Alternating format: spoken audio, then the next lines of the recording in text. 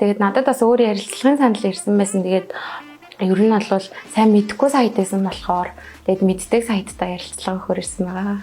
Өөрөө өргөс содон дүр төрхөөрөө нийтлэг хэм хэмжээнээс ялгарч альбино гэх байглаасаа ясан гоо үзэсгэлэнгээрээ олонний анхаарлыг татаж чадсан мөнх жаргалыг ICC-ийн сайтын social ID болонгийнхаа энэ удаагийн дугаараар онцллоо. Сайн байцгаана уу та бүхэндээ энэ өдрийн мэндийг хүргэе. Намайг Цэдэн Доржийн мөнх жаргал гэдэг. За би Сүхбаатар аймгийн Мөнхөн суманд 12 дугаар ангид суралцдаг. Хүүе Монголд альбино байд юм биш тест байдгүй гэж бодсон шүү дээ гэдгснэ. Сая нэг ард 2 банд явж ирсэн. Яана тэр альбино явж штэ.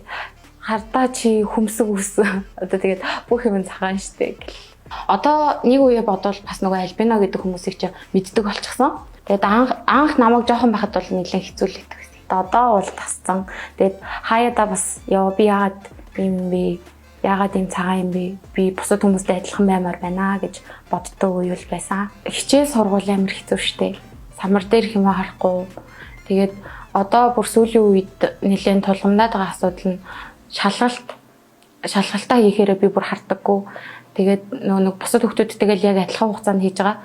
Тэнгүүд одоо ингээд шалгалтынхаа материалыг зургийг дарж аваад туцаараа хийнгүүд багш нар намайг ингээд хуулж ийн гэж боддог. Төгсөөд ерөнхийдөө бол урлагаар явъя гэж бодож. Монголд нэг одоо альбино байдаг ч гэсэндээ жүжигчин болсон хүн байдгүй штэ. Зарим нь болохоор нөгөө нэг одоо ээж аав нь бага бахт нь шууд өсийг нь будцсан хүмүүс бас байдаг юм. Миний өсийг болохоор ээж бас нэг зүгээр үзийгээ сонирхоод тэгээд бага бахад хар будгаар будсан юм. Тэгсэн чинь нөгөө ногоон болоод тэгээд нөгөө нэг одоо тодорхой хугацааны дараа угаад штэ. Тэгээд шууд арилсан. Би чинь бас нөгөө нэг нүрээ будаа идэр гэж боддгоо.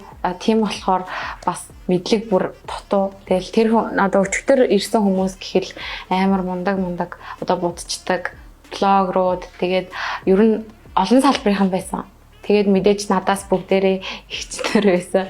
Тийм учраас ер нь бол нэлээд туршлагатай хүмүүс шиг санагдсан. Би тэр хүнийг одоо ингээд хараад үлгэр дуурайл авахаас илүү